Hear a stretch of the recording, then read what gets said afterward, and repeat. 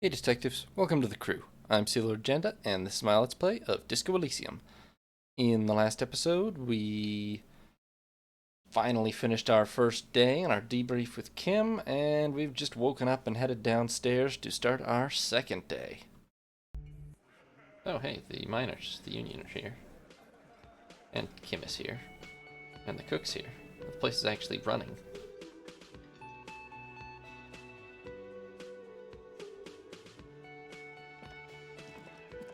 Good morning, Kim.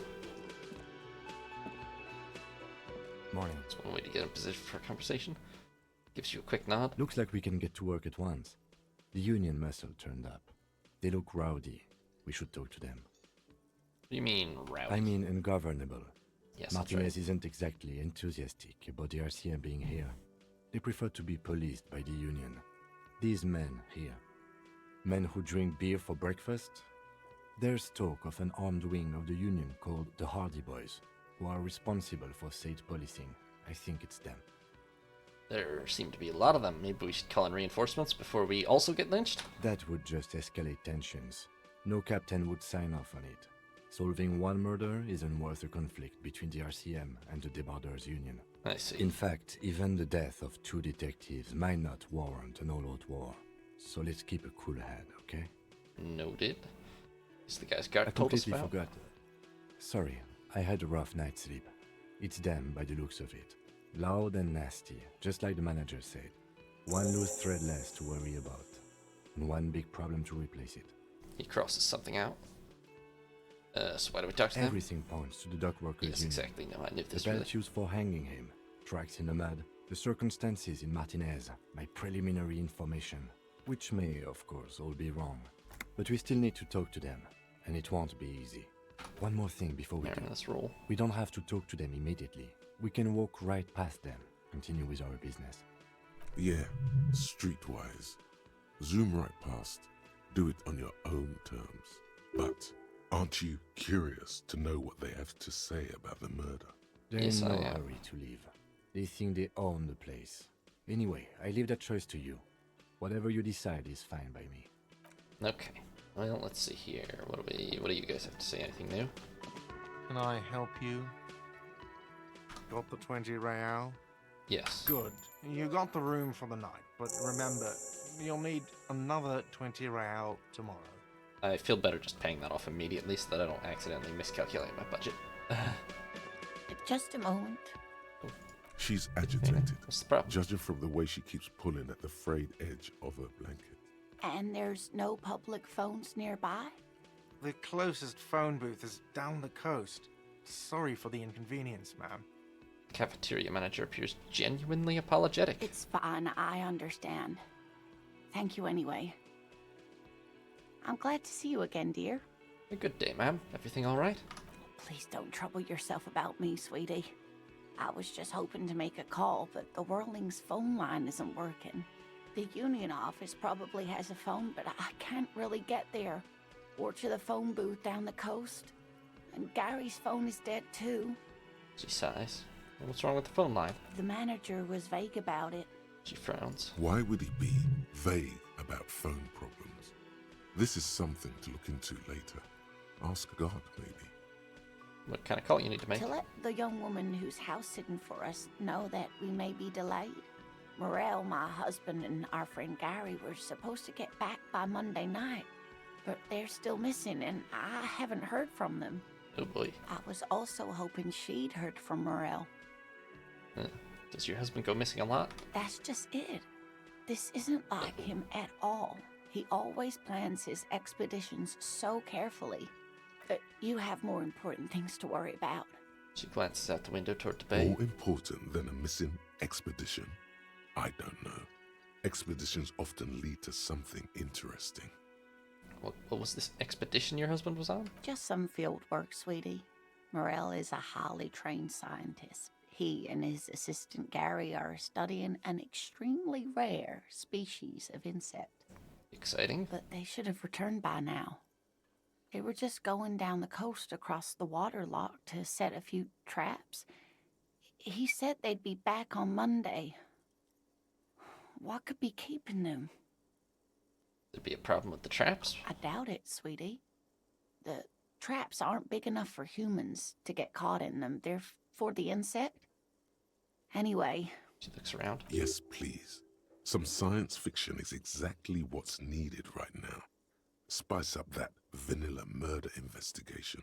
This sounds like police business to me. I'll help. Are you sure we have time to go chasing after bug hunters just now? I did suggest we play it cool, but It's just a little side thing, Kim. We'll do it down the line. if you say so. Yeah. thank you, officers. Truly, I'll be right here if you come across any sign of Morel. Yes, so he's some kind of scientist? Oh, yes. A zoologist. A cryptozoologist, to be more precise. Does that mean that his rare insect also doesn't actually exist? It's a pseudoscience that attempts to Yeah, legitimize that's what I thought. research into mythological beasts and urban legends. That's one opinion, yes. And people are entitled to their opinions. Yeah, probably shouldn't have said that to her face, Kim. She's used to playing off such insults casually, but they still affect her. My apologies, ma'am. I did not mean to undermine your hobby. It's not a hobby, dear. It's a subfield of zoology, one specializing in animal species that are so exceedingly rare that many assume them to be extinct or even fictitious. Searching for such species called cryptids is difficult and often thankless, and frankly, many scientists are too lazy to do it. Universities these days are rarely interested in supporting real research. Hadn't gotten the conspiracy theorist vibe from her before, but it's coming across strong now. The quality of research at Revacholian universities has been on the decline, but you doubt there was ever a time when cryptozoology was embraced by the academic elite. Actually, you go back far enough, maybe, but I think the denunciation of it is one of the less problematic parts of modern academia. Tell me more about this rare insect. Oh, sweetie, it's fascinating. But I shouldn't bore you with entomological minutiae. The lieutenant gives you a sideways glance. No, tell me all about the insect. Well, it's a phasmid, technically, but Ah yes, Phasmatodea, a diverse group of insects whose bodies resemble Oh, a twigs, stick bug. leaves, that sort of thing. Ghost insects, colloquially. where other phasmids imitate sticks or leaves, this one's a living reed. It disguises itself among the reeds here on the Insulindian coast. Hence its name, the Insulindian phasmid. Perhaps you'll end up co-discovering the phasmid with us, officers.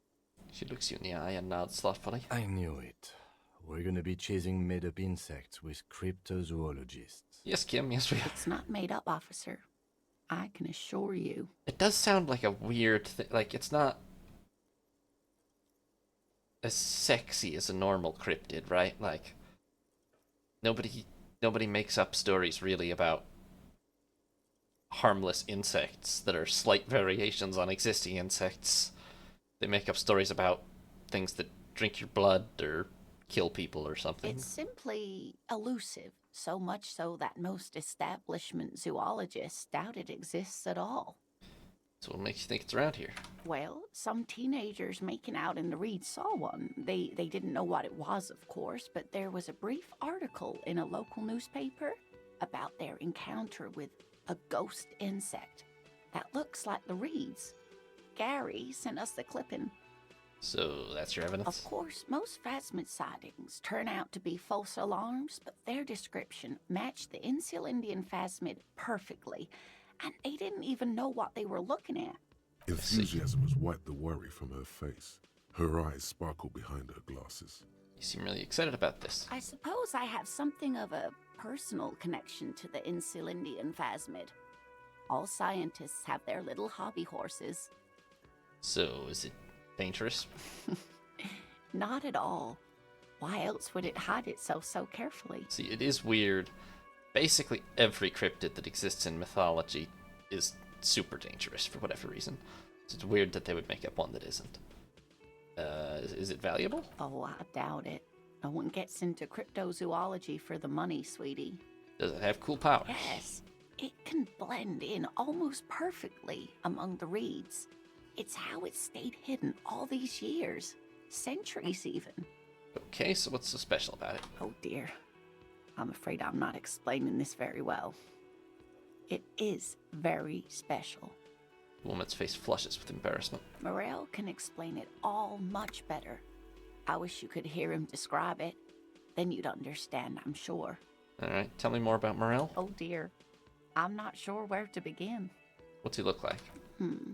Well, his expression is slightly grumpy, but his eyes are always bright and curious, like a small boy's. And his palms are quite coarse from all the field work, but he's quite gentle. Entirely useless. Let's try again. If I were trying to meet him on the street, what would I look for? Oh, well, he's a bit shorter than you, but with a larger frame.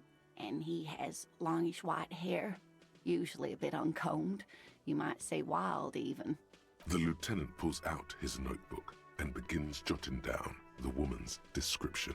Thanks, Kim. One other thing, he'll likely have all kinds of field gear on him, even if he's not out in the reeds, you know, just in case. Okay, how long you been married? We'll be celebrating our 16th anniversary this autumn. Not the most numerically satisfying anniversary, but I like the less obvious milestones even more somehow. How'd you meet? By a dating agency, I'm ashamed to say. I was looking alright. to get back into the scene after recovering from my accident, and he'd just divorced. We hit it off, and, well, here we are. She smiles wistfully. She's skipping over some important parts. Perhaps you'll find out more later. Alright, let's move I on. hope I've been useful. I have virtually no chance of talking her into that. That's all for now, ma'am. Oh, can we ask Guard about he's gonna be pissed, but yeah, I paid him. He should Can be I less help pissed you? now. Another thing. Great. I love those. So the phone line's dead? Yes, and the phone company is taking its sweet time sending someone to fix it. Losers. That's pretty strange. Not strange, it's inconvenient. Alright, is it true there was foul play? Who told you that? I would never disclose my sources, that'd be dishonorable. Fine, yeah. It looked like someone had messed with the wiring. It was shortly after the hanging, but I don't know if it's at all related. Plenty of arseholes around here who aren't murderers. True. If you do find out who cut the line, though, let me know, so I can forward them the repair bill. Okay. Hey guard, I saw a sign that said I couldn't go into the kitchen. Why not? What are you, a cook now? That's none of your business. But there could be something pertinent to the investigation in the He kitchen. wasn't pan-fried. He was lynched. What could the kitchen possibly have to do with... He changes his mind. Fine, okay. The kitchen is closed until 1 p.m. because the cook is working. You can snoop around after that, if you must. Alright, Yes? that's it. Thanks, guard. I'm gonna go into the kitchen now anyway. I need to talk to the cook. He doesn't even care. A thin man is smoking below an exhaust hood, occasionally sipping from his mug. This must be the Whirling's cook. Gorazzi Kubek. As you step in, he nods toward the table Ah. and says something in a completely foreign language. The only words you can make out are Goranci and Kubek. Typical cook stuff, to be honest, okay? It's definitely not his name. Whatever you do, please don't call him Goranci Kubek. Please. It's not funny. Gorazzi, I have some questions to ask.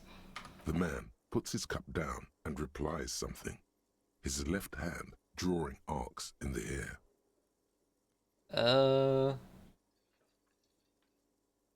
What's in the borscht? The man says a couple of sentences in that strange language of his and then seems to wait for you to speak. I'm pretty sure he asked you a question. He doesn't know your language. You can just say something cool in return. Mercury rising. Borscht need more vodka? Oh, more vodka. Picks up a bottle from the shelf. Okay, so it's vodka that keeps the men happy and in good spirits. Clever move by the Union. At least it's not hard drugs. Of course, vodka. Now that makes a very, very special borscht indeed. Turn it up and then ask for some yourself. Turning it up seems like a dangerous idea. Honestly, the place is a powder keg. No,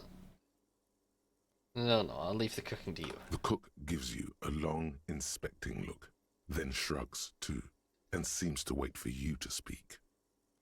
You know what's behind the door? He looks up at you, then looks away quickly, shrugging and muttering something to himself. Shrugging is an international sign for, no, I don't know what's behind that door. Leo said you're friends with Manana, that true? The mention of Manana gets his attention. He smiles and delivers a whole slew of unfamiliar words and lively gestures. Then he falls silent again.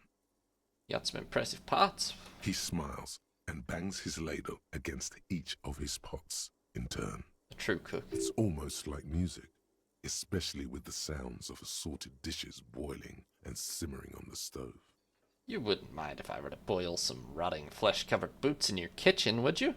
The man takes another drag of his cigarette and shakes his head, smiling widely. It's not clear whether he understood your question. Alright, stay masculine, bro. Tomatoes are so thinly sliced you can see through them. Oh yes, a high-class establishment. If I boil these right in front of Kim, he's gonna be pissed, is he not?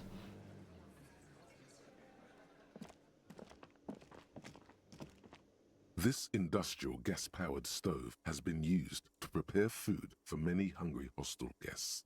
There are several pots and pans on hand. What are you planning to do? Throw a dinner party? Please refrain from culinary experiments until after we finish the investigation. Okay. The stove is unmoved by your comings and goings. Thanks, Stove. Yeah, we just can't do it right in front of Kim, even if I wanted to. Oops. Let's go outside. Or actually, let's see. Is there anybody to talk to in here? I think this guy's been sitting at this table for literally eternity. Maybe we should see if he's got anything to say. Or we did that before, didn't we? That sugary black rum stain on the counter makes you teary-eyed with joy. It's almost touching how syrupy and sticky it is. How long have you been up already? An hour? Sweet Lord, a whole hour. And you haven't thought about rum and lemonade in all that time? You've truly extinguished all trace of yourself. Maybe I shouldn't be, as it seems like drinking hasn't turned out too well for me. Maybe you haven't turned out well for your drinking. Have you thought about that? Get a goddamn rum and lemonade into yourself, boy. Or better yet, lick that stain off the counter. Do not lick the stain off the counter. What happened, man?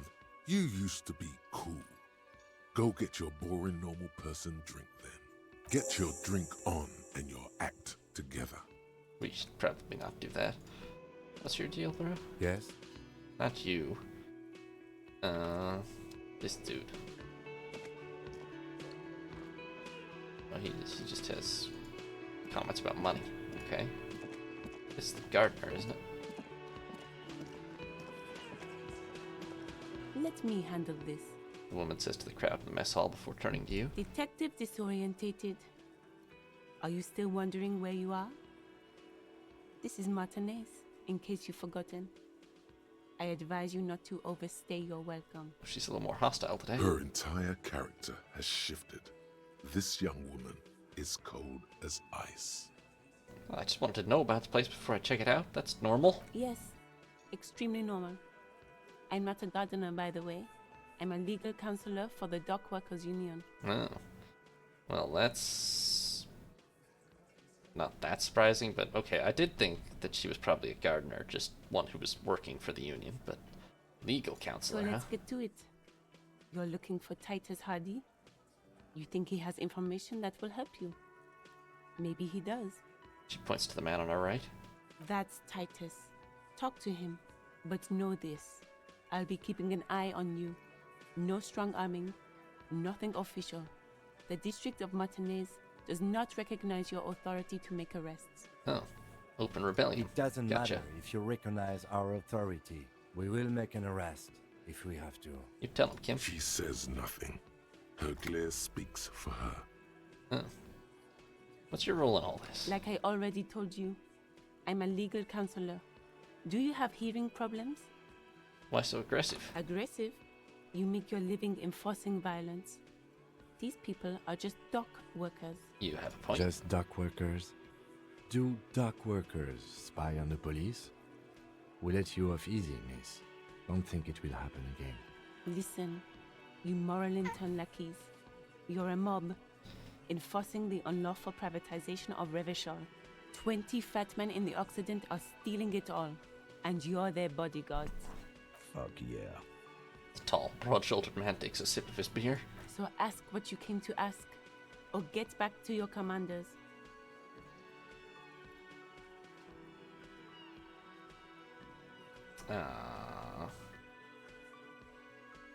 Privatization is cool and funny. No, it's not. I'm also not going to propose armed uprising to her right in front of Kim. Let's ask the questions. What are you gonna do to me? The lieutenant is not satisfied with the approach. What are we going to do to you? She starts laughing. It's a cold laughter, devoid of joy. The Union isn't going to do anything to you. It is not a crime syndicate. It is a labor organization. Well, you hung that guy out back, so... Goddamn right it is. If All right, anything, Titus. it is the RCM who do things to people.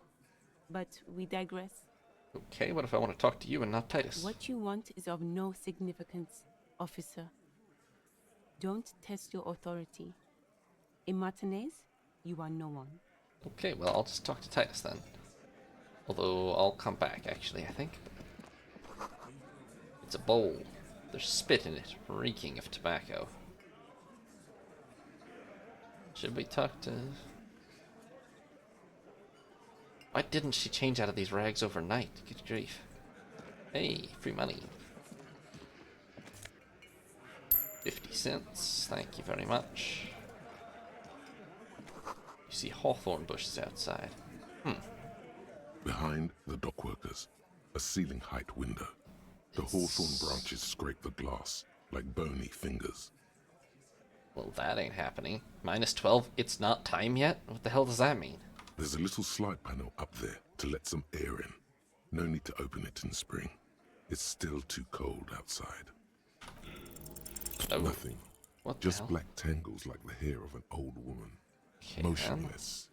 The wind in the yard doesn't reach the hawthorn, nor does the light come in from this window. Interesting. What's around back at this window? Alright, Titus, what do you have to say? This is where you say your bed. A broad-shouldered man points at you with a beer can. Detective, Lieutenant acknowledges you with a sharp note. He's leaving it to you. Yeah, I want to talk to you about the man hanged out back. Oh, this is about him. A real looker, that one. You sure took your time, huh? Waited for him to get real ripe and pretty for you. Oh, he was a real pretty boy. Hanging up there, letting out that pretty boy smell. Yeah, they lynched this guy. I can't All for right, the well. life of me understand why you did it. I mean, I would have just left him up there. You must really like cleaning up other people's shit. A little civic pride, man. You can't just have corpses hanging around. It's unsanitary. You might want to start asking your questions now. It's not going to get better than this. Do a head count first. Connect these men to the tracks you saw in the yard.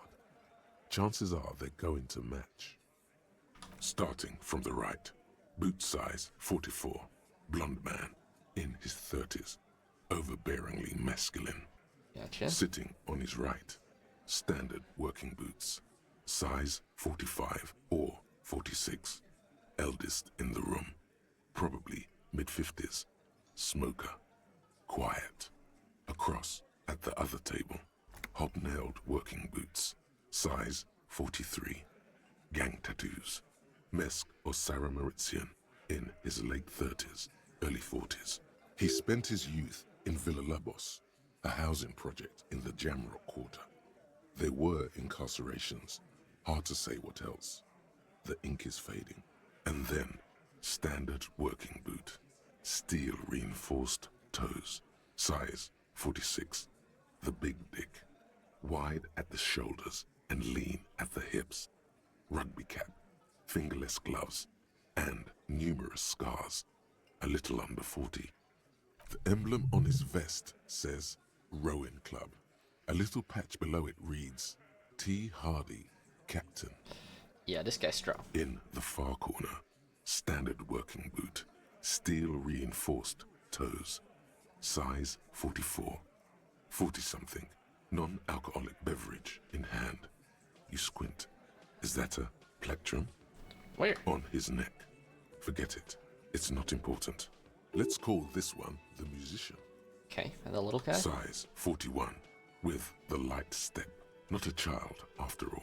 An older man with a rat face, mean, watery eyes, and 2 front teeth missing. In the middle, heaving and wheezing. Big guy. Boot size 46, deep marks. Probably carried the victim over. He, alone, is 130 kilos. Add the man in armor, and you could easily exceed 220. In conclusion, these 7 are the actors on the crime scene. The footprints were theirs, but there's a discrepancy. They did it, huh? But the guy with the odd soul. Exactly. You've stood there for about 4 seconds, not saying anything. Hit them with questions. Where's the 8th Hardy? This would actually be some that's actually some, Holmesian deduction right there, like. This might even discombobulate them, certainly. I found 8 sets of footprints, there's only 70. Where's the 8th guy? What are you talking about, madman? There's no 8th Hardy Boy. There's 7 of us and we're all here. He sizes you up. Or what? You want to be the 8th Hardy Boy? We ain't hiring. He could be lying, but he said it pretty, confidently. He shakes his head. Actually, boss, we've been talking and we think she could maybe... She? So there's an 8th Hardy, he was lying. and it's a Hardy girl? Who might it be? Elizabeth? The gardener? Maybe, but would she have an odd soul? Shut the fuck up, Glenn! I do the talking here. Now what the fuck do you want, cop? So let me get this straight. There is an 8th Hardy Boy. It's a she, and you don't like us talking about her? That's right. We're not talking about this. This is a private Hardy Boys matter. Nothing to do with your shit. End. He points at the lieutenant. You're not cops here. Don't go digging around if you don't want a bullet in the back of your head. I'm watching you. Okay, then, Titus. We are all watching each other. Officer, your question. Yeah, did you do the hanging? You lynch that guy? The pretty boy. You guys really love talking about that pretty boy. Funny. But my partner and I have a serious matter to discuss with you. Yeah, why are your boot prints all over the scene? You mean these boots? He raises his worker boot. Size 46, steel reinforced toe. Yeah, that boot. We all got a pair. We wore them the night we took the pretty boy out back and hung him by the neck. Right. Yeah, we did this. Together. All of us. Until he was dead. That's why our prints are all over the scene. So he's cocky enough about the impossibility of us arresting him that he just does not give a fuck. Got it. There's a catch hidden somewhere. He didn't confess so that you could take them all away. It's too simple. So there is a catch. There is no catch. These 7 honest men have all equally come forth to tell you what happened, so that you don't waste any more of your time. All 7 together. They're diluting responsibility. It's an anti-arrest tactic. Why'd you do it? Why? 'Cause he was worthless mercenary scum. And he stepped out alive in my town. So he was a mercenary? And he stepped out of line. He repeats, jaw clamped shut like a vice. What kind of mercenary? The kind that shows up when you start a strike. The experienced kind, too. Had Cohoy and Semenine written all over him. Ex-Oranese Special Forces. A live grenade. Right here in our bar. I can't prove it, but I know he was sent by the Wild Pines. They hire merc shit like that. Story of every strike from here to Samara. How do you even know he was in Special Forces? Because one night, he walked straight up to the mic and said, I'm Oranese goddamn Special Forces, and I'm gonna fuck you all. That would be one of the two types of Special Forces, guys. Really? Yeah, really. Had a gin and tonic up there, sang some Oranese paratrooper song, and said he's gonna fuck everyone. We couldn't believe it either, but he fucking did, right there. Like some kind of animal. Sire, the tale is true. I see. This is a serious violation of the karaoke code. Alright, aside from crimes against karaoke, what did he do? Wrong. He harassed women, raped one, harassed workers, threatened to kill some as a warning. He wipes spittle from his mouth. From rape to harassment to threats of violence. Why the strange de-escalation? He regrets mentioning it. Hopes you didn't notice. Kill us all if we don't open the gates, if we don't let the scabs in, if we don't bend over. That was before he started coming here. Yeah, he said it was his favorite joint now. Started coming here every night. Drinking, grabbing girls. Grabbed one of ours mid-karaoke, right there on the stage. He grabbed someone? The lieutenant is trying to make sense of this flood of information. Yeah. This girl's on the mic. A beautiful girl. Young. Gets into the second verse of Lover Lake. The fucker grabs her legs, starts screaming. Show me your cunt! Why don't you show me your cunt? Then, he gets knocked on the head with a wine bottle. Doesn't even fall down. He shakes his head in disbelief. Was this the same girl who was sexually assaulted, raped, you said? Aren't you fucking listening? My man is talking to you. He took care of it. They got the girl out before anything else could happen. Yeah, me and Eugene got her out. Aren't you fucking listening? He repeats like a parrot. There's something odd here. Seems like they don't want to talk about that rape Titus mentioned. Why not? This is a serious allegation. Make them talk about it. Okay, right. So who did he rape then? That's a very serious matter. No. You're not getting the name. That's a Martinez matter. And I'm not discussing it with you clowns. I see. There's nothing you can do for now. He's stonewalling you. Right. When'd you do it? You don't have to answer any of his questions. The fixer turns to remind Titus. I know, Lizzie. Relax. We killed him last Sunday night. Seemed like a good way to end the week. Right. How long did you know him? Known him? We don't associate with scum like that, asshole. Yeah! Who do you think we are? Quiet. He came around about 3 weeks ago when that Pines cow first sailed into town. Happy? By the Pines cow, you mean the representative for Wild Pines? The shipping company you are striking against? No. I mean the Pines cow. The stupid-ass cow they sent in to fuck us over. But you know what? He rubs his chin, pretending to mull it over. Why don't you ask her about the pretty boy? I'm sure she has interesting things to say when you ask her hard enough. That's enough insinuation for today, Titus. Officer, your interview is drawing to an end. Don't waste your last questions. Who called the shots that Are night? you deaf? There will be no singling anyone out.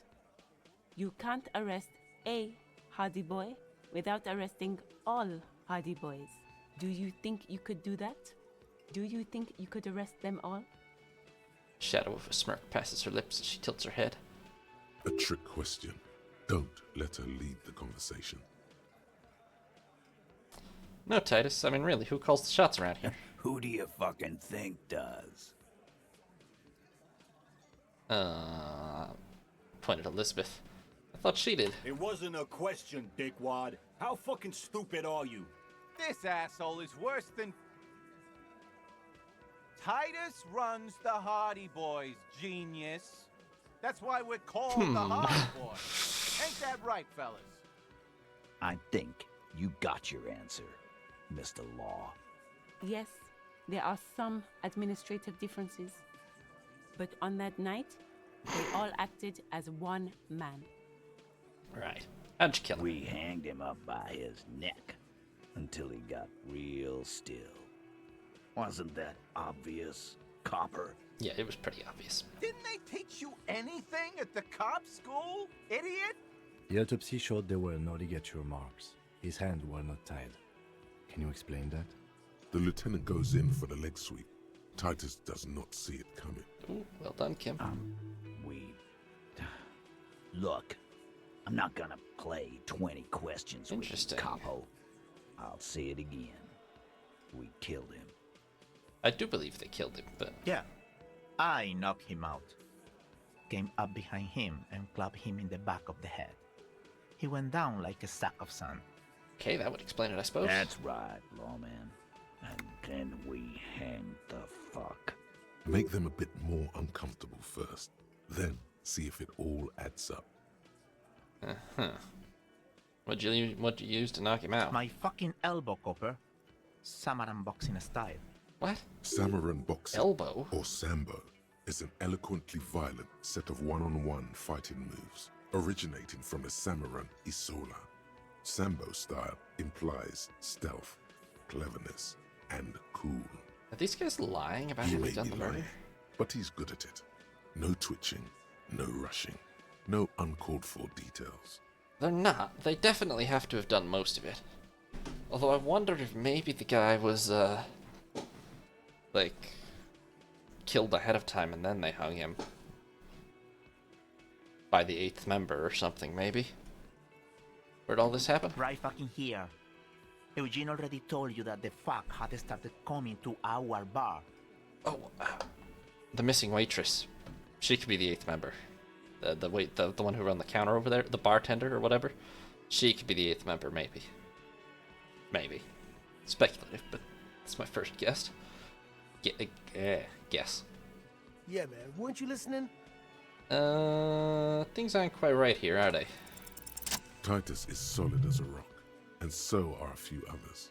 But Who's cracking? Bad Angus, huh? He's sweating profusely and has difficulty breathing. We've smartly kept him out of the conversation thus far. Definitely the weakest link in the chain. Hey you having trouble breathing over there? No. He looks up, startled, his forehead shiny from sweat. A few coiled locks are peeking out from under his warm woolen hat. Of course he's having trouble breathing. Just look at how fucking fat he is.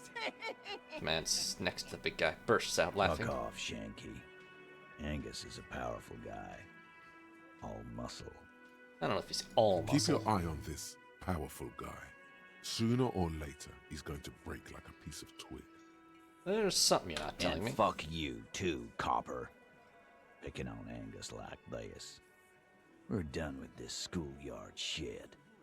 And just so you know, he doesn't have trouble breathing. This one is a stone wall. You won't get more out of them about the night of the murder. Not yet. Like what, Copper? No remorse at all, huh? How many people have you sent to the Shays? Ever felt remorse for them? Chaise électrique is the method of capital punishment in Revachol under the Coalition. During the suzerain's reign, it used to be the firing squad. Or send them to Reunion to rot. For 20 years. For life. Reunion? What's that? The River Esperance Correctional Facility, a military prison run by the Coalition, dubbed Reunion by the inmates. The origin of the name is unknown.